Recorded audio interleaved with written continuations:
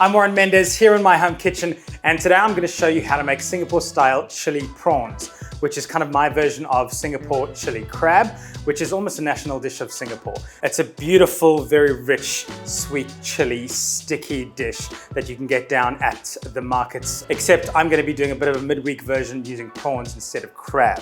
First of all, we're going to be making a chili paste, which we're going to fry off, and then we can get into the rest of the prep. So I'm going to be using 4 long red chilies, and then just add them to a small food processor, along with 4 garlic cloves, which is a lot, but we're getting maximum flavor here.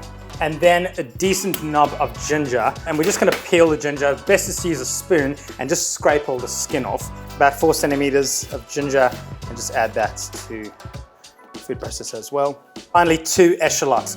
And so that's the paste done there, but because I'm gonna be garnishing with some coriander, I'm gonna add the coriander stalks as well. Then before we close that lid, just about a tablespoon of oil. That's just gonna help it form a nice paste.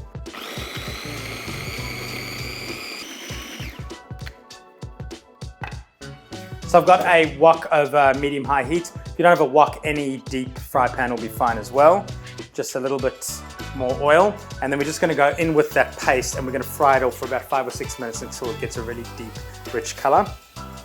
So while that's frying up and getting beautiful and dark, I'm gonna be preparing the prawns. So I've got some beautiful, fresh, large prawns here. Just take them and cut along the back, and that way we can just clean up the prawns, and then just use a piece of paper towel to clean out any of the prawn.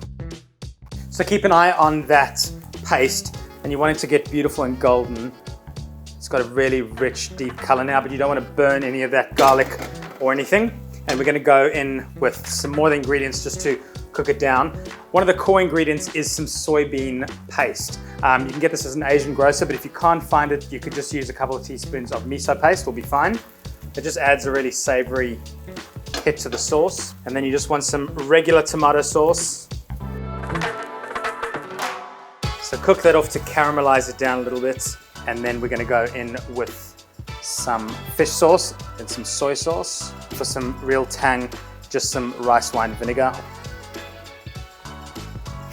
And then just to thicken up the sauce, I'm gonna go in with a little bit of corn flour. Whenever you're using corn flour, always just water it down with a little bit of liquid. That way you're not gonna get any lumps. And then you can pour that into the sauce with the rest of the water, and you're gonna get no lumps. So we'll let that come to a simmer before I add the prawns. But what I'm gonna do now is just steam some of these buns. And so once that sauce has come to a simmer, just straight in with all those prawns. Prawns are almost cooked through. Just give the sauce a taste. Might just need a tiny bit of salt, even though we put soy sauce in there. A bit of salt as well to balance it out. And the final ingredient to go in is, strangely enough, an egg. And this is traditional for Singapore chili crab. While you're stirring in at the same time, just add in that egg. Now stir that all through. If you look at these beautiful prawns, they have got so much flavor in them. I'm gonna add a little bit more chili, you don't have to.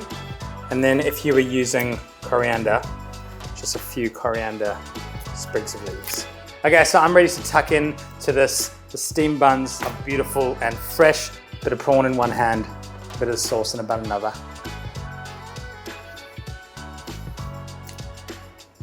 I feel like I'm in Singapore.